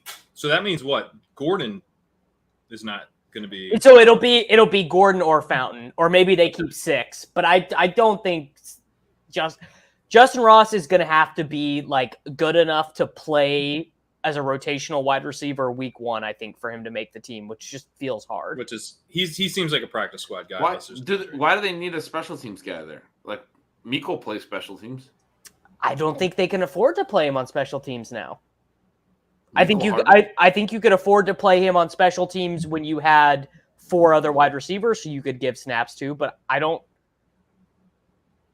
Like, dude, if McCole Hardman gets hurt, they're talking about like relying on Josh Gordon.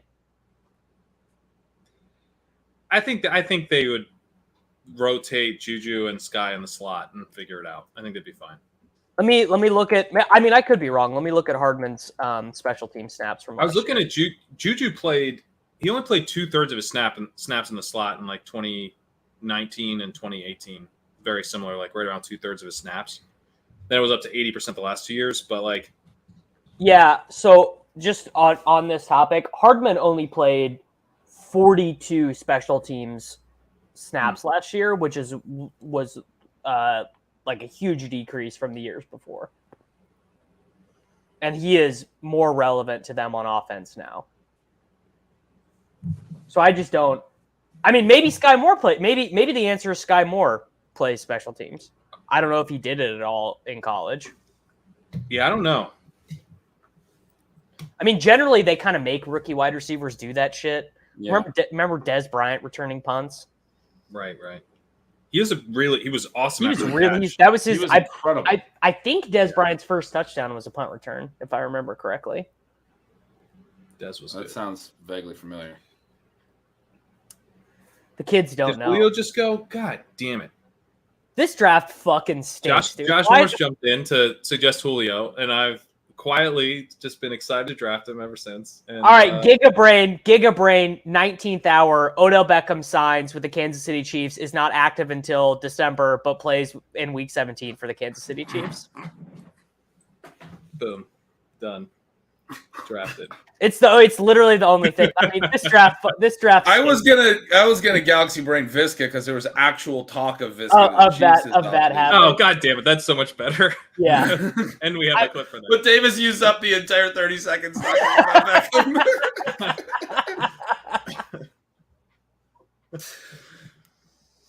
Well, fuck it. Let's just draft this. Let's get to. So No. we can go 2 tight ends, 2 quarterbacks. And then we can take Derek Gore in the 18th round. Yeah, we only need one more receiver or one more running back. We can handcuff Rojo and Derek Moore. 6 1-yard touchdown runs. Weak That's correlation. gonna get us there. Man, Roll the clip. All right, let's go. who drafted Laviska Shenault.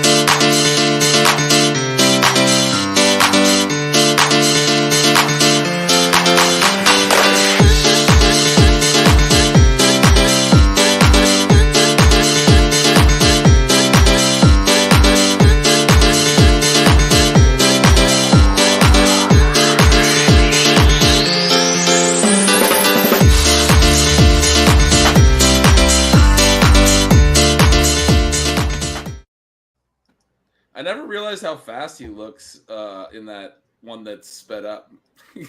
I've ever seen him. It's like 2 times speed. Hey, look, this looks like a burner. He's at least running a 4.3 when you put it on. He's almost as fast as Wandale in 2X. Yeah. Damn. Right, sorry, Justin. We made other bets. What do we have here Nothing. in terms of structure? We got a shitty fucking fantasy football team. It is so frustrating. It's not even so correlated. many It's just like a random collection of.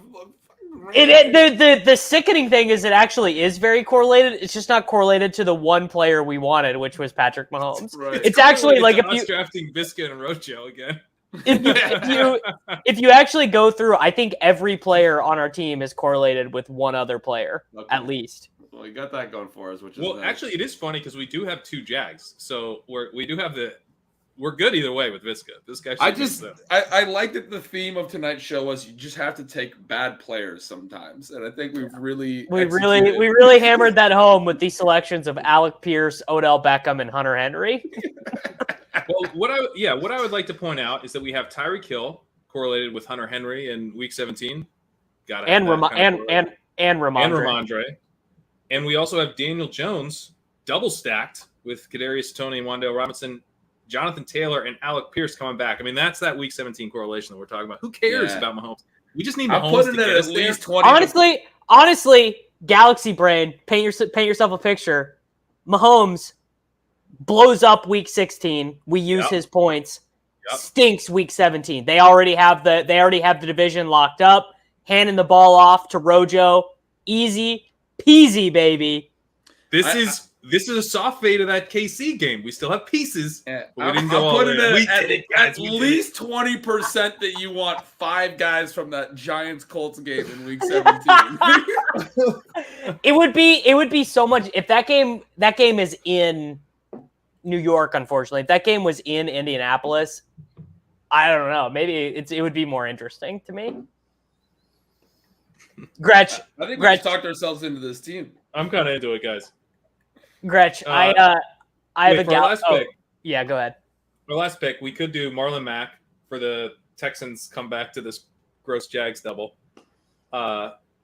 We could do Eno because we have Pitts. We have Pitts. Eno. Yeah, do it. Yeah. So, Josh, I really hope you're still watching us. Because this was Marlon Mack is a much better pick, right? Like he could start for them. Sure, that's fine. Right, fine. Marlon Mack, let's give it to him. Marlon Mack. Because just for the bid equity, I really want to take Eno Benjamin because we drafted Kyle Pitts. Well, Crane, the original pick I made that like sent Norris off the cliff was Tyler Algier because I had taken Zach Ertz. Yes. Like that was the initial point of him being like, just too much. This is bullshit. Yeah. All right. So, why is Marlon Mack going so late? He's like very live to leave them in rush town. Because all the people drafting right now are people like us. It's just all youth obsessed people. Damn, I had a galaxy brain. Oh, Gretch. Hayden had this. Hayden had my brain cannot even reach these levels of galaxy. But all the East Coast games are like anti-correlated because it's on New Year's Day. What if it's cold as shit and snowy on New Year's Day on the Eastern Seaboard? All the outdoor Eastern Seaboard games are negative correlations. So they're like you want to be drafting middle of the country. Geographic correlation. Yeah, yes. I love the geographic correlation. Let's get on that. I need a map for every draft. pins in it where every week 17 game is. We're bringing in. Cold front up here. I want to avoid cold front. You gotta have your farmer's almanac. You gotta have your farmer's almanac if you want to win. That's Ball Mania 3. Listen, so I drafted this team because I'm projecting a polar vortex to hit the eastern seaboard right now in next January. I mean, Unbelievable. That's the next step of fantasy football evolution. We just got to get who's it, Kevin Roth out here to give us the Week 17 weather report, but in July. All right, so we do some saucing. We do have a request for Let's sauce. sauce our own fucking team. Pitts, is the upside down. Hurts Algier. I mean, is Pitts, better correlation than Ertz Algier? I think it is. It's less gross. It's more like betting on like fun, flashy players. Yeah. Pitts, isn't quite as bad. All right, let us know if you want sauce. We got pick 4, pick 5. I don't think we're in a position to sauce anyone. Well, we probably shouldn't sauce after that draft. Sure, you think you want Chip Chasing to review your team. How much sauce would you like on your team review? Oh, I love this. You asked for the sauce. He wants it extra saucy. You think you want it spicy. He wants 13. Oh, boy. But then you realize you can't handle the heat. Fuck this guy. Do we have to review his team? Hey. Why did you take Moel and Cox? What are you doing? So fucking cute with his 0 RB. Evan, you will speak when you are spoken to. Fuck off for his awful team. Ship chasing team reviews are getting spicy this summer. Come get the sauce. 2. He wanted a 2. All right, so I believe we had a request for team 5. Wait, we got to sauce our own team first, right? All right, yeah, let's sauce. I guess we already did that for the entire draft. Yeah, look, anytime you can take Patrick Mahomes 2 spots after ADP and absolutely only correlate him with a guy who's going to catch 0 passes on the season, I think you just got to do it. No, hang on. And you reach we for him did as draft well. Odell Beckham in the 0.1% chance that he somehow lands on the Chiefs. And Visca. You guys are writing off the Mahomes. That's a Mahomes 2% OBJ. chance, I think, that he lands on the Chiefs. We got a double stack. We do have a double stacked. Now, it's important with these to bring it back. So let me just find our Bronco here. We didn't even get Melvin Gordon. We didn't even get Melvin Gordon. We didn't even draft a fucking Bronco in the entire draft. Could have taken Dulcich. Didn't. All right. Other than that, pretty good team.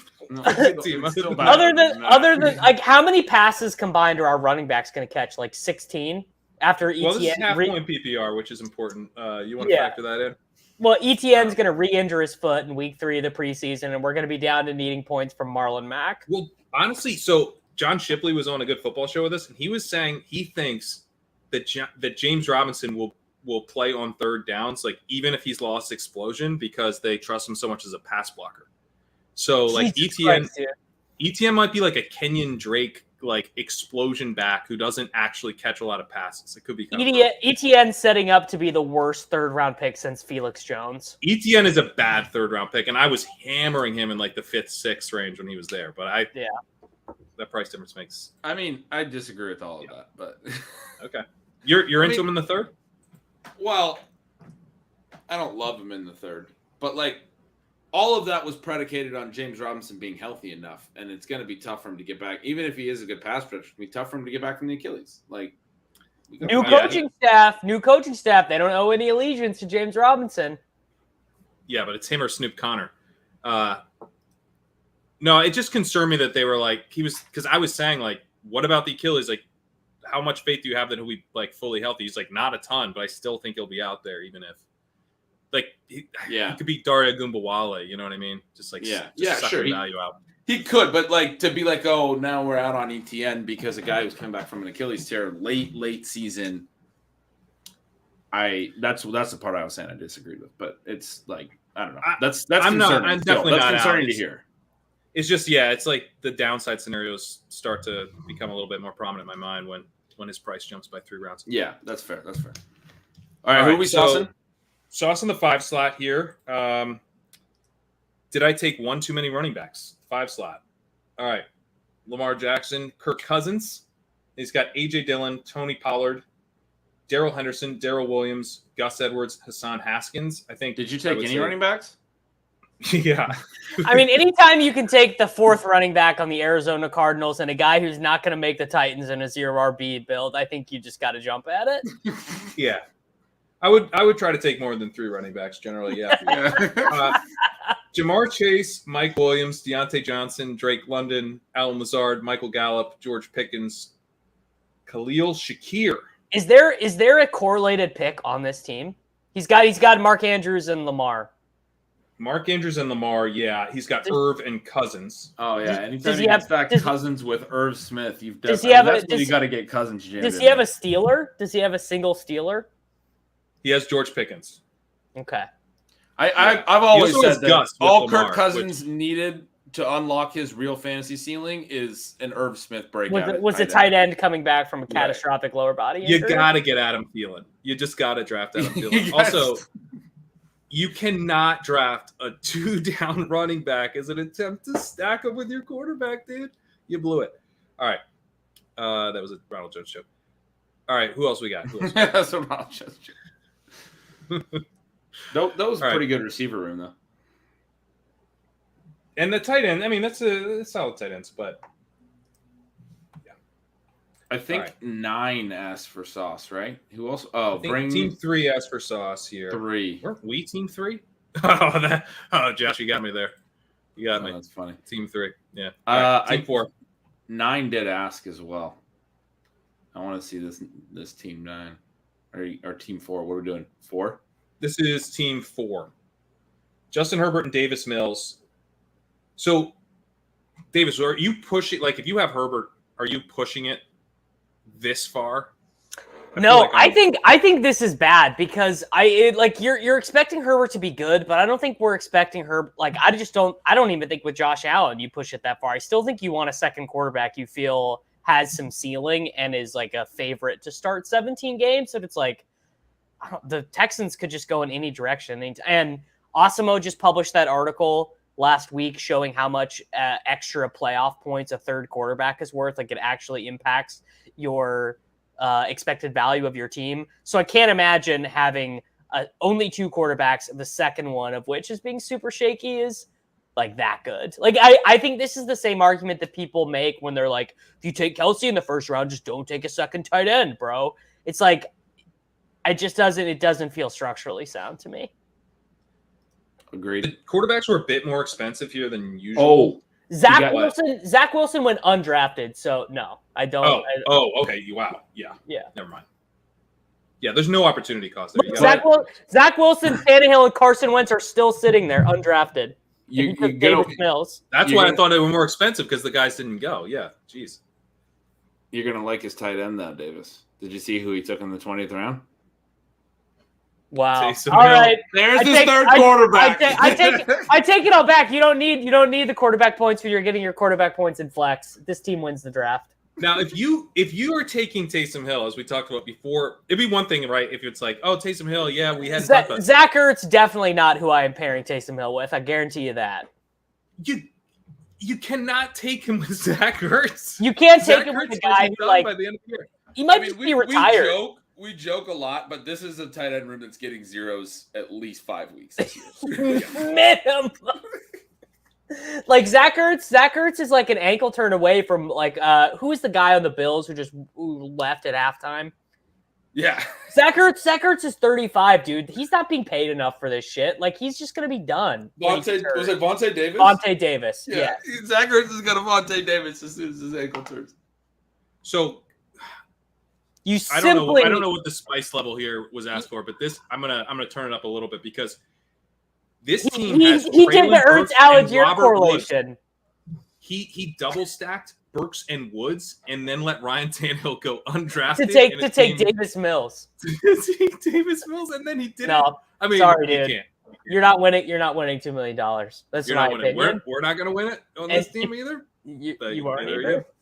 By the way, this guy did do an homage though to the bit. He did do the Ertz Algier correlation, which I can respect. We do like. Yeah. All right, so team 9.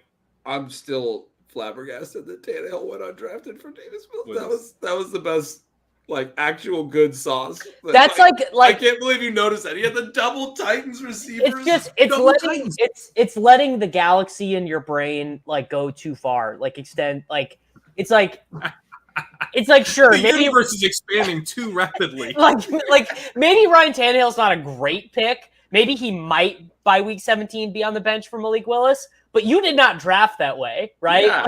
You have Burks and Robert Woods. The chat continues to toss sauce team 3. Yeah, we get it. Our team sucks. It was bad. All right, let's move on to team 9. Let's see. Team 9, we got Dak Prescott, Jared Goff. That for some reason feels more acceptable to me. But No, I think Goff is the almost ideal backstop quarterback.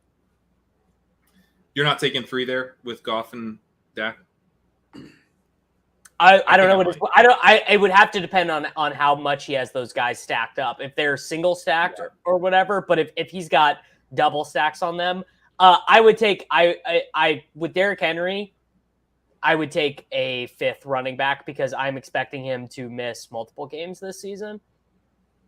He might be the guy you need in week 17 or whatever. And I don't hate, like, obviously this was a Piss Boys draft, so we got him after ADP. Although it's funnily enough, he didn't really get him after ADP because he just took Lamb and Henry in reverse order. Like, those guys are a popular pairing. You know what I mean? It's kind of funny. But Henry might even be the guy you need in week 17, but I think he's going to play like 12 games this year. Like, I think that they will like kind of maintain him a little bit better than they have in years past. I do like the idea of this bit. Pete, if you're watching, feel free to jump on and come in and sauce team 3. Clyde Edwards-Helaire ADP value, though. Look at that. Yeah. That's pretty nice. I would tack on a 5th here. I'm tacking on a 5th in hero builds. Even superhero builds with Javonte here. What does he have in receiver? Got Lamb it's not this. It's not Raw with Goff. He's got a couple stacks going. Did he get any more Dallas or Detroit players in? Did he take? I'm looking at the ADP. I'm gonna guess he took Schultz at tight end. He took Shark. Oh no, he didn't get Schultz. He didn't get any tight ends. But he's got not having a tight end on your roster. He's got. I'm gonna say with the way he giga stacked this, I'm actually fine with the 2 quarterbacks because he has 2 Cowboys and 3 Titans. He took Tyler Higbee, Hayden Hurst, and Austin. Yeah, Hooper. I don't. Now, why would he do that? I'm 3 guys that have never been seen in a room together. They might all be the same person. Ben, that was a great drop into the water. Oh, that was really good. It was. I want to like try and do like a new Windhorse like fantasy football tweet every single day because they're bringing me. It's just bringing me so much joy. This team, I'm a little worried about your wide receivers. Actually, no. I'm worried about your tight ends. I'm really worried about your tight ends. I actually am not worried about your tight ends because you kept it so cheap. It doesn't matter. Higbee's so cheap. Like, I don't get why like he goes 3 rounds after Irv Smith when the whole bull case for Irv Smith is that he might play as many snaps as Tyler Higbee in a worse offense. I don't get it. I'm looking for Irv here. What do you have? This guy should have taken Taysom. He needed a little bit of spice on that like chicken salad, like grocery store chicken salad tight end room. Yes, Taysom would have been a great fit here. He would have been the paprika that kind of ties it all together, you know? Yeah, I also would have kind of kept the same style here in the tight end room. Right. Now why if you're taking only slow white guys at tight end? Now, why would you not take Taysom Hill? Very curious. Right. What is going on in the pick 9 slot? Why is Pete not saucing us? I do actually feel a little disrespected that Pete won't come on and make fun of our team. All right, last one here. So this is one of my buddies. He is in Club NGMI, and we talk about picks and players all the time. So he was definitely could not wait to twist the knife on us here with the Chiefs players. All right, well, let's see how you did, Easy. Let's see if you actually, because Davis just pumped you up. You're such a sharp. I'm guy. not. Let's I'm see if not you- pumping. I'm not pumping him up. I'm saying he's being a dick. Look, anytime you compare David Montgomery and Josh Jacobs together, to have the fucking least aesthetically pleasing running back room of all time, you just should not do it. And you should always take a fifth one. Well, I guess he's going for hyper fragile here, which that pairs well when you have David Montgomery. DJ typically Moore. you want good running backs when you go for hyper fragile. That's the goal. Yeah, that's generally the whole idea of it. Did he take Kelsey? Did he take Kelsey and not get Mahomes? No, he didn't get Kelsey. He got Who the fuck was his Alberto. first round pick? Oh, Eckler. He's got the Baker double with DJ Moore and Robbie Anderson. Yeah, I'm sure that's a really unique construction that is not going to be duplicated very much. No one's doing that today at all. Yeah, Yeah. I bet you were the first one to think about tapping the button. Literally, Hayden's just going to pull a report of July 6th drafts. Just look for the fish who drafted Baker and double stack. Like and like the 19th layer of being like, I'm going to draft Rob Gronkowski because people have forgotten. They've forgotten that his agent said he would ponder coming back. It's like the guy's working on his WWE career, bro. Give up the ghost. Julio and Gronk. Now why would Rob Gronkowski's agent tell Adam Schefter that he was pondering a return to the NFL on the same day that he Instagram reported that he would retire? Very curious. You have to ask yourself, why would Rob Gronkowski's agent do that? Now, why would Mike Evans, who has a lot more target volume now that Gronk is retired, tell reporters that he thinks Gronk isn't coming back? Why would he do that? Why? Is he in contract negotiations with the organization? Actually, I think they're paying him a shit ton of money. What is going on in Tampa Bay?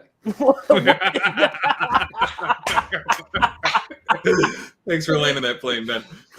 I love the idea that there are people listening to this who have no fucking clue who Brian Windhorst is. And You they're should just like, watch the clip if you don't get this, because it's one of the strangest things I've ever seen. And the most unreal thing is that it proved to be so prescient. Like, if he was just talking out of his ass, it would be one thing. But the fact that he clearly knew what was going on makes it so much better. I don't watch the NBA, so explain to me exactly how he was prescient. Rudy Gobert got traded in like 8 hours later for like 1 million first-round picks. Okay. So the guy he's talking about in that clip, and Kevin Durant requested a trade. But the big deal is that Rudy Gobert. Yeah, Utah was blowing up their roster. Yeah, he was teammates. He was teammates with Royce O'Neal. There you go. I just connected those. I didn't realize Pat didn't have those dots. So the guy he's talking about, Windhorst is talking about, is teammates with a guy who got traded like 6 hours later for like 1 million first-round picks. Got it. Okay. So pretty much home run. I mean, straight up nailed it. Yeah. It was pretty awesome. Kind of putting Shams and Woj, like, I don't know, man. He's kind of been on it, Windhorst has. You love to see it.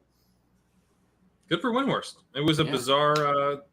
Woj is just eating shit right now because he got roasted so hard on the NBA draft prop bets. This guy took Juju and Mikal just so we couldn't stack. Yeah, literally just to twist it. Which, like, anytime you can steal 37 cents of expected value away from your favorite streamer. He's got Russ. He's got Russ. Russ, Judy, he and Alberto. He did the big Denver KC stack, which. I mean, you made such a convincing argument, Davis, that you had to have 5 guys from that game. Yeah. No, he drafted a good team. He got one over on us, fucking guy. He has a Baker double stack. Let's not tug him off over. I think couldn't we see the Chiefs and the Broncos guys jump up pretty considerably here? Because it does seem like as more people want to stack this game, like. No, Pat, the inverse is going to happen because when we're getting to a spot to where, like, I don't know, what's a big amount of entries in Best Ball Mania 3 in one day? Like, I'm thinking in terms of fill rate, and I can't even get there. Like, how many drafts of Best Ball Mania 3? Like, when it's just filling up and it's like 3% every day, and it's like, holy shit, it's going to close any day now. Those people Fucking Nick Bird just he sauced me good. He sauced me real good. That was good. It's so easy to backdoor stack. Dave is pushing for Mahomes. It was so easy to backdoor stack. It was not very pressured. I was also on that train. Yeah, we backdoor stacked him with 0 Broncos and Ronald Jones. Easy. It's easy. so easy to backdoor stack him. Anyway, my point is, your buddy who drafts his 3 best Ball Mania teams on Labor Day is not correlating week 17. Yeah, it's a good point. Well, so that does, though, I still kind of have a version of the same point, though, because my recollection of those drafts is that, like, yes, they're not correlating, but they're taking guys. Sometimes they're still reaching for players that they just happen to like, or they're drafting off ranks, and they're not really keeping ADP in mind. And so it gets more chaotic. Like, if you're going all right, I'm going to stack these guys up. I know this guy goes here. I know this guy goes here. It all falls perfectly into the pockets of the draft. You're much more likely to get that stuff blown up for you later in the draft season, as more people aren't paying attention to stacking. Like, when everyone's stacking, it's actually easier to stack to some degree. Sometimes you're competing against the other side of the game, but I just feel like you were Charlie Day at the board with the pins right there. That was too much. No, it's too much. If there's chaos in the room, it can be hard to execute a plan. That's basically what it is. Oh yeah, like if people are just basically selecting players at random, and you're used to drafting your teams in a certain way, and guys are going in different locations. I get that. It's like how much later is Mike Williams going to go in FFPC main event drafts than he goes on Underdog, because people are not hyper focused on that. It's like he's like at a 10 round premium because of the game 10 pick premium because of the game he plays in. Yeah. So stuff like that will break down, but then you'll also have people, because I don't know, this is just a theory, I could be wrong, but it feels like people, if you're using ranks or if you're using ADP, people have like a very good understanding of what the ADP is right now. Like, I don't have ranks loaded in here. I like just looking at the ADP when I draft. I agree with you. I've gotten an argument about Leone with this as well, and he's like, which I just think for me specifically, the way I draft, I want the ADP in because I am trying to have the market be my main differentiator, my main decision point. Me too. And I buy player takes in my head, Right, exactly. Yeah, the player takes are not a problem. But what's going to happen is we get into the later part of the summer is that people are going to hop on ETR or wherever and just load up ranks. And they're not going to have been drafting a bunch. They're not going to necessarily know where these players go. Rashad Perryman's going to get steamed again. Yeah. Or whoever. Yeah. So I think you're going to see. So anyway, it's just going to get a lot harder to be like, yeah, I can just sit back in the pocket and get my stacks. Like, you're probably going to have to start. Is that what's happened with ETN? Did ETN get like a 10-spot bump or something? Like, what happened with him going from the 5th round to the 3rd round? I don't think he's been juiced in ETR's ranks. I think it's just kind of like no one was making the bear case, and you're just kind of like, he makes sense from a lot of different angles. ETN is a more egregious 3rd round pick than Gabe Davis is a late 4th round pick. Why? Because he's on a shitty team and might not play 3rd downs. I like ETN. I was just excited to take him right there, but I mean, he's a 1st round pick. Arguably was better than Najee Harris as a prospect. I mean, I thought he was. I think he's amazing. I wanted to go to the Chiefs. Yeah, the team situation. I think Eric's right. It said he was healthy in camp. Yeah, Eric is right. That is what happened. But I mean, you're talking about a guy that if we saw him, the way I've put it is, if we saw him do anything last year, catch some passes, make some explosive plays, score a few TDs, he's probably a 2nd rounder or at least a 3rd rounder already. Or does it go made sense to me. Does it go the other way, that if we saw him last year playing on that shitty Jaguars team in a 50-50 timeshare with James Robinson, they'd actually both be cheap? I think he would have to have been. He would have had to have been really bad, because look at Jamon. Everyone was bad on the Jaguars. Yeah, every single player was bad except for Dan Arnold. But like Javonte Williams was in a 50-50 timeshare and had some good advanced stats and things, and people bought into the talent, and that would have happened with ETN if we saw him at all. Yeah, no. Javonte had 1,000 yards and 7 touchdowns. ETN would not have gotten that on the Jaguars last year. Fair. Probably fair. He also would have gotten benched for Carlos Hyde at one point. Yeah. Did any Jaguar get to 1,000 yards last year from scrimmage? Yeah, Visca did. All right. Good show. See you guys.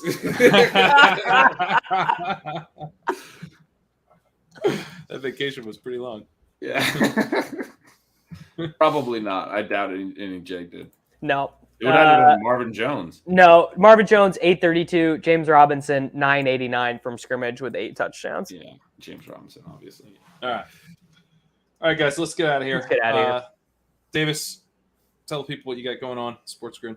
Takecast, Sports Grid Fantasy Football Podcast. I'm on TV every day. Sports Grid TV from 11 to noon Eastern Time. Ben? I just got back from vacation. You're not going to do anything? 2 vacations. Yeah. I mean, the pods with Sean, stealing signals, you know what's up. You guys just had an episode out, right, on projections? Yeah, we recorded that before I left for the road trip on Saturday night. It was a really good one. It was a really good one of our more kind of evergreen ones. I like when Sean. I mean, that was sort of the idea of our discussion from the beginning. Is Sean and I would have these conversations. Really like where we would go with them, and it's like, you know, let's just let the people in on them. This was one of those conversations. It's like a good one for him and I to sink our teeth into some theoretical stuff sometimes. So I would definitely recommend that one to anyone who thinks projections are interesting or cares about the broader ways that we value players in this industry and all those things. I mean, I think there's a lot there. Nice. All right. Check out A Good Football Show. We're doing beat reporter interviews on the Monday, Tuesday show. So we're doing another one of those. Check out a couple episodes we've already dropped on those. And team previews are coming out right now. I just wrote up the Chiefs, hyped up Sky Moore. You'll love to see it. See you guys next week.